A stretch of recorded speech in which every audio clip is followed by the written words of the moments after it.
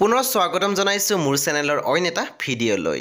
বন্ধু-বান্ধৱীসকল, আপোনালোকে বৰ্তমান স্ক্ৰীনত দেখিবলৈ পাইছে জনপ্ৰিয় কণ্ঠশিল্পী নীল আকাশৰ পত্নী নেন্সী ফুকনক।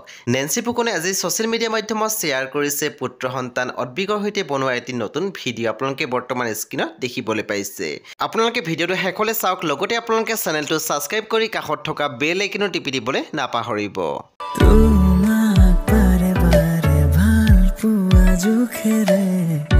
খাবো